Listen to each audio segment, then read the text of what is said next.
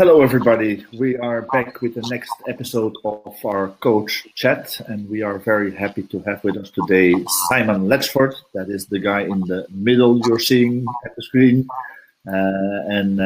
Your show will be co-hosted by, well, both me and Bernardo Fernandez, you all know from South Pass.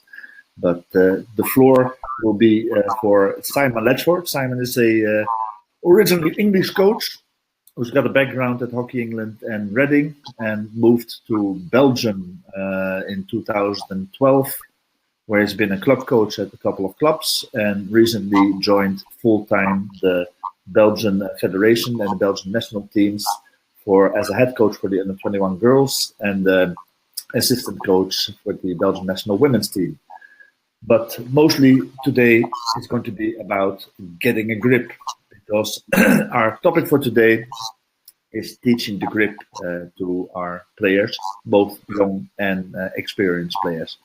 So Simon, the floor is all yours. I'm going to put you on the big screen here. Okay, thank you very much. The first time I've done a webinar, so first of all, can you tell me that everybody can see my screen about now? Yep, that should be good. Okay, and now you can see my presentation, I hope. Yes. Okay, so first of all, thank you for having me. Thank you very much for the invitation. I'm very privileged to follow Jamie, who did a great chat on communication, and Matthias, who followed that with game intelligence. Ernst asked me to take a bit of a different view and look at a different area of our sport and be very, very technical. And the area of the game that I've chosen to talk about is the grip, and most importantly, the left hand on the stick. And I'll explain why in a little while. So I go into the presentation. First of all, the why for me. Why did I choose this topic? If we grip the stick correctly in our left hand, then I think we can execute all of our skills far better and more easily than if we hold the stick the wrong way. If we hold it correctly with our left hand, then also the outcome we get from the skill that we execute can generate a bigger outcome, a more positive situation for us. And the final point, I really believe that this is something that's very undercoached. That's something that if you're a top player, you do naturally. But if you're not a top player, and it isn't just instinct that tells you the minute changes that you have to undertake with your left hand, that it gets missed. And I take this picture as an example where the sticks these guys are using here in a training environment give them clues. So you can see strength and speed down the face of the stick, and that's telling you about the height of your right hand on the stick. That the lower you go, the stronger you are. Simon, yes. Simon, quick interruption. We're not seeing your We're not showing your picture yet. It's up and running. Hold on. My screen is shared. Now we're seeing your regular picture. Now your screen is shared. We can see your screen. And now you see the presentation? Not yet.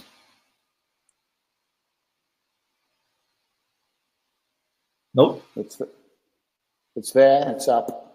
Now we're coming. I'll maybe unshare my screen and try again. Yes. So it's off.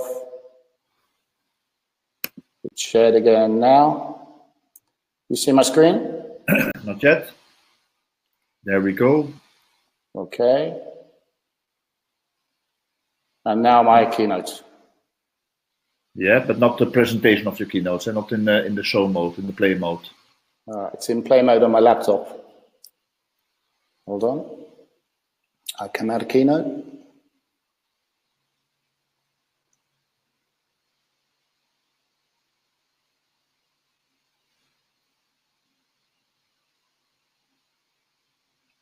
And now? This is what you get, people. If we do it in a live show, then sometimes we get these kind of troubles. But here we are. We're seeing your white screen. We're seeing your white screen. Yeah. Okay, perfect. So I spoke already about this slide, so I'll jump through this, but just talk about this picture. So you see the sticks the young kids are using in the training session. There's a lot of information on these training sticks about the height of your hands. So the lower your hand, you see it says strength on your right hand. The higher your right hand, the more quickly you can move.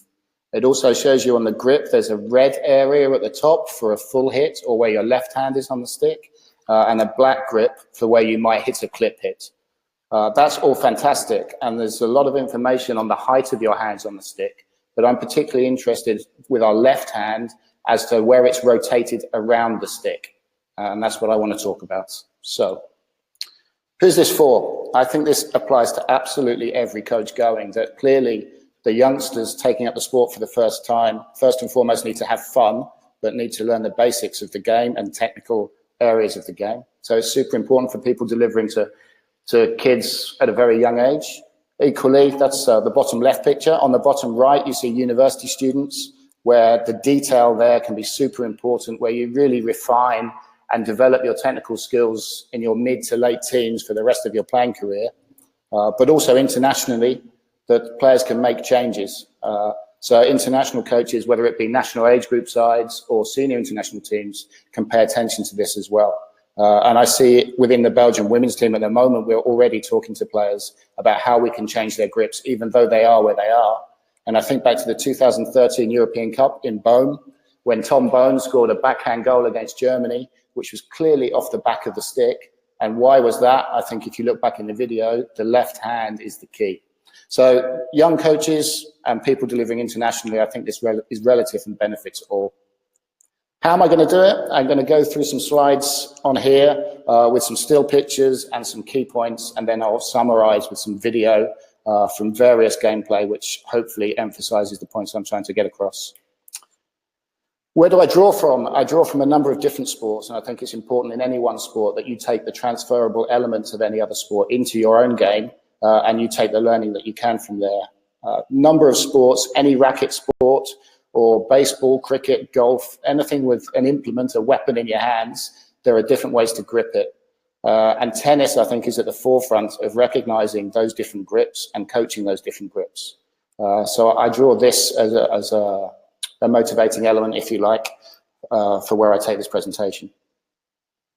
I'm going to talk a lot about the V created between my thumb and my index finger on my left hand, and everything, the rotation around the stick, is going to talk about and relate to that grip. You can see the stick on the right.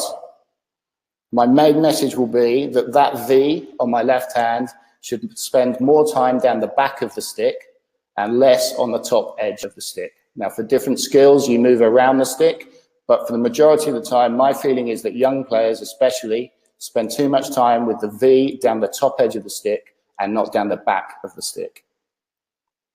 So I break down the game. The first technical element of the game that I look at is how we receive the ball. And for the most of the time, the V on our left hand should be down the back of the stick. If you look at the picture on the right-hand side there, that V is quite clearly not down the back of the stick, but down the top edge of the stick. So my preference would be that that left hand is rotated 90 degrees. Why? Because we then receive the ball further away from our feet. Why do we want the ball further away from our feet?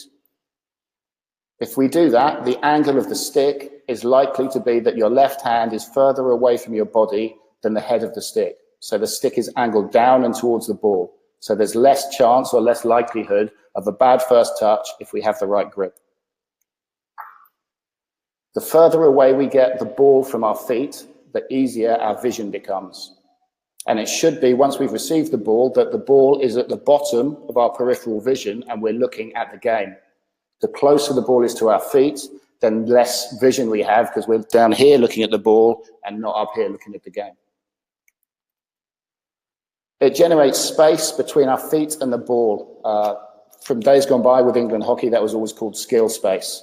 Why do we need that space? If the first touch isn't perfect, we don't kick it immediately, which is obviously a bonus. But more importantly, if pressure then comes, we can continue to face the pressure, but move the ball backwards. So we don't turn and protect the ball with our body, which slows the game, loses momentum, and loses all vision. We keep facing the pressure, so we see what's going on, we see what the opportunities exist for us, but we can take the ball away from the pressure that arrives. If you picture this receiving in midfield, facing your own goal, and so the pressure from the defender comes from behind you, the further away you receive the ball from your feet, the less chance there is of a shave tackle stealing the ball. And finally, if the left-hand grip is good and that V is down the back of the stick, we're already in a position where we can manipulate the ball. This girl in this picture now, if she wants to drag the ball from left to right, she has to collapse the whole left side of her body. She has to wait for that left elbow to come into her side before the ball moves. It takes too long. If the grip is good, just by rotating the left wrist, the ball is gone and she's in space rather than under pressure. Which takes me to ball manipulation. The picture again, I think, is a good one. You see the V down the back of the stick. Already I talked about the fact that that gives you vision and it gives you the skill space. But when you're moving and when you're manipulating the ball, in modern day hockey, getting underneath the ball is super important as well. So if the ball is too close to your feet, getting underneath it is more difficult than the ball is further away from your feet, although you do have to change your grip to do it. If you can manipulate the ball by only turning your wrist, there's far less clues and far less indicators to would-be defenders and would-be tacklers as to what you're about to do. So we can manipulate space and we can grow passing lanes just by moving a wrist and not a whole body, because, as I say, there's too much opportunity for people to read what you're about to do. Also, with less body parts moving, we execute the skill far more quickly, and so any opportunity that exists, we use it more quickly. Final 2 points on this. If we have a grip with the V down the back of the stick, we have our hands away from our body, which means our levers are greater, which means we can move the ball greater distances. And the final point, if you can picture Amar here with the V down the top edge of the stick, the only way she could be in the position she's in now is with her left hand more central and her left elbow tucked into her body more. So the angle of the stick is less straight and more on an angle, so she generates pressure on the top of the ball as well as on the side of the ball. That downward pressure will create friction with the turf, which means we move the ball less quickly. But these two players, so Sof Lamage for Belgium and Mazzilli for Argentina, they're both manipulating the ball, but they've both got themselves in situations where they want to get the ball off the floor. I talked about the 3D skills a minute ago. Because the ball is away from Sof's feet, it's a lot easier to get underneath it, to get to the situations that Mazzilli's in, but only if she's changed that left-hand grip. The V, you can quite clearly see in both pictures, is no longer down the back of the stick, but rotated almost 180 degrees to the face of the stick, so they're underneath it and they're away. If I look at these two clips, or pictures rather, from America, two ball carries, two very different ball carries. The one on the left, you see the knuckles all the way around to the front of the stick, and the V only down the top edge of the stick. You can carry the ball like this, but you carry the ball closer to your feet, so your vision is impaired, and you can't manipulate the ball left to right by just rotating your wrist. Again, the left elbow would have to collapse, the left shoulder would have to drop, and there are too many clues, and it's too slow. Conversely, the girl on the other side of the picture, she has a better grip, she has the V down the back of the stick, she has the ball further away from her feet, she has greater vision, it would appear she's moving more quickly, and if she wanted to cut number 28 out of the game right now, she could drag the ball left to right really straightforwardly by just rotating her hand, and the rest of her body stays as it is. We move on to passing, and the first one, a push pass. You can see quite clearly in this picture, the V is on the top edge of the stick, or in some situations, it could be rotated even further towards the face of the stick, although not fully, a bit like a number of drag flickers would do. Why would you do this? It allows the ball to be positioned further back in your stance. It allows you to get your hands lower to the ground. And because of that, you can drag the ball a bigger distance and generate more power. This sort of pushing technique is more likely to be in unopposed situations.